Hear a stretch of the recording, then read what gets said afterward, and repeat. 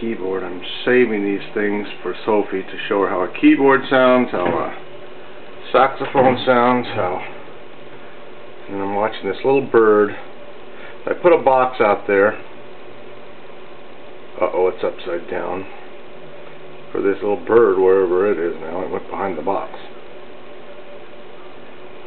Oh, it flew away. Well, it must have seen me or something. No, there it is over there. Okay, there it is. Back in there. Somewhere. Let me find him. He's tripping around out there in the yard. Oh, he may be gone now. Oh well, we'll find out what that little bird was.